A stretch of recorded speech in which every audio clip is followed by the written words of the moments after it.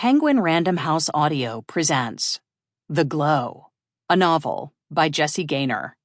Read for you by Gabra Zackman. To my mother, Jude. Chapter 1. Hey, badass bitch. Thought you might be interested in the new line of non-toxic, non-flammable, BPA-free toys from Pleasure Class. C-Suite toys are designed for the adventurous #girlboss. They put the O in CEO. C-Suite is for all the nasty women who work hard, play hard, and C*M hard, wink emoji. Sometimes it helped Jane to think of the emails like poems in which she was enacting her own mania, a little more each line. And just in case you think this is just another basic bitch vibrator, let me tell you about a couple of my favorite C-Suite goodies. Bijou, a subtle vibrating ring and necklace set that can take you from boardroom to bedroom. 1-to-1, a double-ended dildo that will touch all your bases. The Management, a remote-controlled butt plug for not-so-hostile takeovers. Trust me, these will literally change your life. Can I send you over some samples? And let me know if you're free for some mani-pedi girl talk action soon. XX Jane. Jane Dorner had never used a butt plug, and manicures made her cuticles bleed. At first it had been fun, the refining of public relations Jane. She was breezy, overly familiar, sexually omnivorous, joylessly joyful, and clever in a non-threatening way. She was hot, but only with makeup on. She liked her shoulders but hated her arms. She wouldn't steal your boyfriend, but she might fuck his brother and tell you about that dick. She did bar and boot camp, but she was just in it to cancel out the day drinking. She thought women with visible muscles needed to take it down a notch, even though, obviously, you do you, etc. She liked VIP lounges and champagne-flavored gummy bears and USB drives shaped like baby animals. If your mother died, PR Jane would send you a gift basket a month later. One of her clients, Unbereave, was a subscription box service that focused on self-care after tragedy, including lavender bath bombs they'd rebranded as bath blooms. But she probably wouldn't be able to go to the funeral, because she already had tickets to see her college roommate in LA for the long weekend. She'd post her brunch-themed sign from the Women's March and go to brunch after. She was up for whatever, but she wasn't someone you called in any kind of emergency. PR Jane was 25. And she figured she had 2 more good years before she had to really knuckle down and listen to the answers to her questions. Actual Jane was 29. She had $97,000 in medical debt, a limitless capacity for disappointing first dates, and a malaise so deep she wondered if it might just be her personality. Lately, she was becoming increasingly concerned about her career and her future, neither of which seemed like the low-stakes annoyances they once had. All of a sudden, without warning, the conversation about so-called passion among Jane's cohort had turned from thinking about starting a band to thinking about accepting my manager's offer of corporate leadership training. Jane didn't begrudge anyone their selling out. She only wished she could have done so more effectively. All she'd done in the 7 years since she graduated from college was accumulate an unfinished PhD, a closet full of clothes that all looked slightly wrong on her, and the debt. She knew that in order to be a participant in capitalism, rather than solely a victim of it, she had to have something to sell. But she didn't believe in her own viability as a product and had no ideas for better ones. As an account manager at Relevancy PR, she shilled goods she knew to be third-rate, and her lack of conviction fed her stasis. When she took the job, she had been blinkered by the impressive title, impressive at least, compared with grad student without distinction, and the idea of the kind of life it suggested. Jane had never been able to envision her life more than 6 months into the future, so a job with a ready-made identity was appealing. Only when she was already mired in the day-to-day drudgery of Relevancy did she realize that PR maven was like middle-class homeowner, an identity on its way out.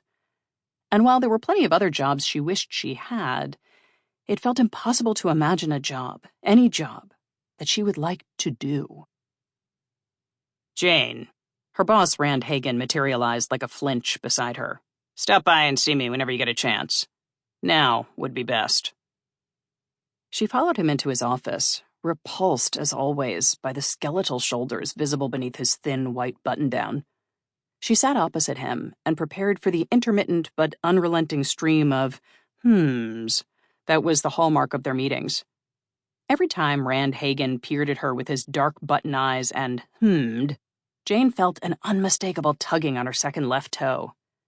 It always started out as a twinge, but as the meeting wore on and the hmms persisted, the tug became excruciating. Jane had once read on a yoga store's shopping bag, "Trauma lodges itself in our bodies. Release the wounds of your past." Though the same bag had also warned that tomatoes were a leading cause of depression, Jane couldn't deny that the trauma of Rand Hagen had lodged itself in her second left toe. She got the job at Relevancy through a combination of name-brand schooling, her incomplete PhD in poetry from Columbia, a moderately viral satirical essay, makeup tips for the apocalypse, which she now suspected the Relevancy recruiter had taken at face value, and, she later learned, the fact that 2 buttons on her shirt had come undone during her interview, fully exposing her bra and convincing Rand Hagen that she was one of the fun ones. Her job was to oversee content creation for the firm's women's empowerment sector and manage a team of junior copywriters. Relevancy was a large, multi-armed agency that was forever being reorged, and Rand had been shuffled from travel and leisure to emerging technologies to healthcare solutions before finally landing in WE. He spoke wistfully about projects and managers past, and had spent the last 2 years failing to impart his lifetime of leadership lessons to Jane.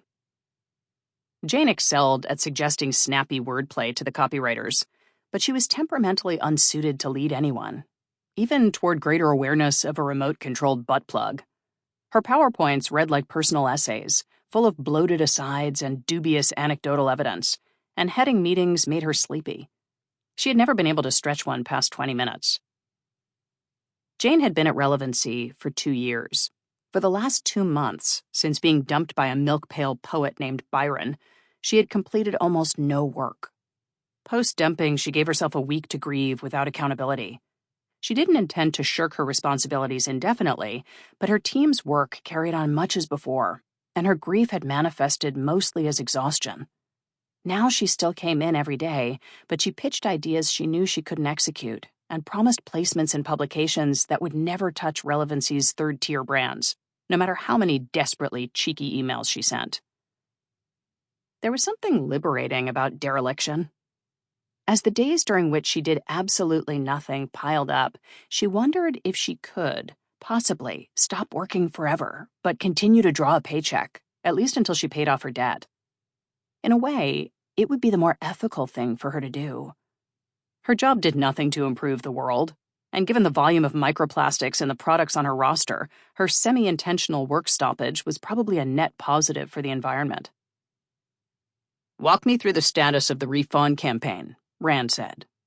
Refawn was an at-home fecal transplant kit marketed, like all of Relevancy's products, to the upper-middle-class millennial woman who was her own hobby. Even if Refawn's claims had been substantiated by the FDA, the closest thing Jane had to a doctor's endorsement was a chiropractor who said it was likely safe, at least in terms of spinal alignment. The product was disgusting, and no one wanted to touch it. "We're in the weeds right now, but everyone is pulling together to..." Jane kept a list of Rand Hagen's favorite business jargon on a post-it at her desk. "Think outside the box." For the Refawn campaign. "And your workload? Is it manageable?" "We're all working hard, but we're hanging in there."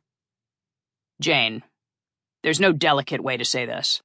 Per Relevancy's employment agreements, we, have the right to audit employees' computer activity, a right we exercise when the employee's keystroke activity falls below a predetermined number of strokes per minute for 4 consecutive days, as yours did this month. I just want to read you some of what we found. This was some of the internet activity from your machine for last Wednesday." Jane's personal best humiliations always reappeared to her at times like this, when she suspected their number was about to grow. A slide carousel of moments fitting behind her eyes, flickers of misplaced hope, an O where an O should have been, or simple bodily obviousness, visible sweat, an audible farting, and a creeping facial rash. Sample complete. Ready to continue?